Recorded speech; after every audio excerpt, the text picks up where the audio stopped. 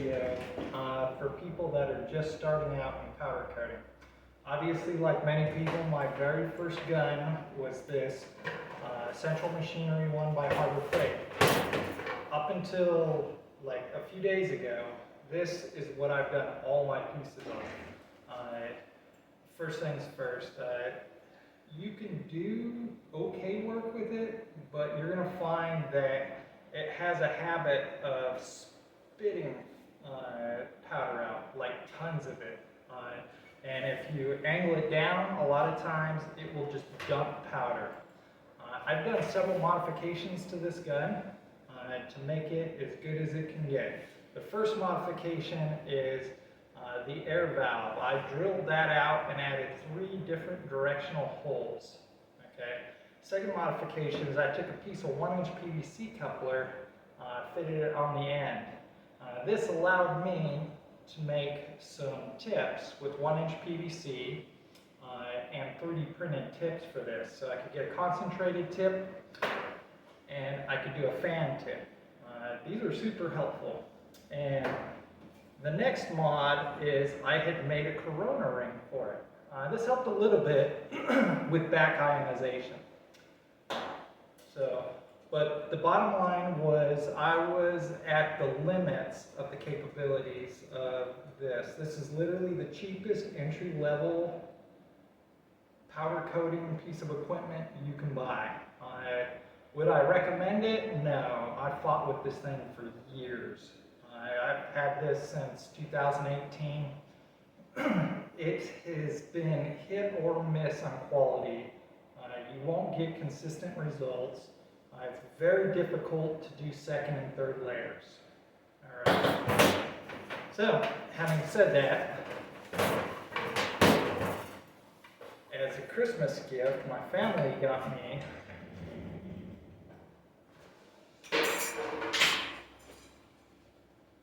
the RC-1.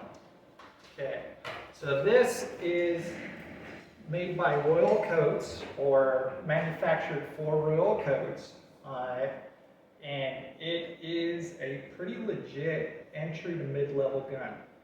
They run about $400 with no options. It comes with this hopper cup, and I wasn't really a fan of this. So the biggest reason I wasn't a fan of this is the air inlet on it and the tube feeding the powder into the gun are all one tube in one orifice. So that was a no-go. The second thing I didn't like is finding a bunch of cups for it. Like, you can't find a bunch of cups for it. So I went on Amazon and I found 16-ounce cups, 16 of them for $22 shipped. That's perfect for me. And then what I did was I built a fluidizing cup hopper. Okay, so it feeds the air. It's got a regulator here. I reused the regulator that came with it. It feeds it to the bottom, and then it's got an orifice with 4 openings where it forces the air through the powder, creating like a bubbling for it. And then on the inlet side, I created a what's called a velocity stack. And so that it feeds in, it draws from all edges of the cup itself. Okay. I also narrowed it down as it entered the gun, so it kind of concentrates it a little bit, just like that narrow opening, except I made it gradual. So what I found was this setup works amazing. I can change powders on the fly. I've got 16 different cups. As you can see here, I just change cups on the fly. I change colors, and all I have to do to clear out the old powder is take my air gun and spray out the nozzle, or spray out the inlet orifice. That's it, it's done. It takes me like 30 seconds to change powder. So I do a lot of pieces where it's multiple different colors, multiple different coats, and so I'm having to change powder all the time. And I need a lot of cups and a lot of different, a very fast color change. All right, so obviously I've already started modding it. I made these adapters for the cups so that I could have small fluidizing cup hoppers. And then, of course, I made myself a light holder. So this will help me with visibility on the part to see if I'm going too thick or too thin on the coating. All right. I'm going to give you all a live demonstration, so I'm going to break the video here.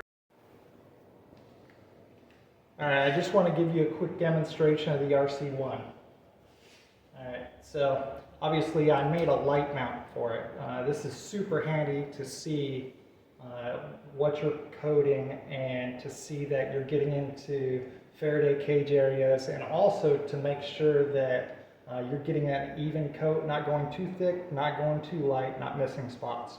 All right, so the hopper cup, there's maybe 2 to 3 ounces worth of powder in here. Usually on the Harbor Freight gun, if I ran low on powder, it would already stop working for me. I would have to keep it right about half a cup full. All right, so as you see, this is just a raw part. It's never been cleaned up, still has backside dross on it. Basically, it was one that didn't turn out good enough to be, cleaned up and sold. So we're going to go ahead and shoot some powder. I want you to watch how the cup works and how well it works. So this is about 60 kilovolts, probably 4 to 6 inches standoff, and you'll see how smooth this lays down and how fast or how well the powder sticks to the metal. Instantly, it's like dragging it. Like I can pull it to the side and it will literally drag it onto the metal. Like Faraday cage areas and everything. It's just awesome. And I can see perfectly if I'm good, if I've got good coat thickness. All right. It almost fully coated the backside.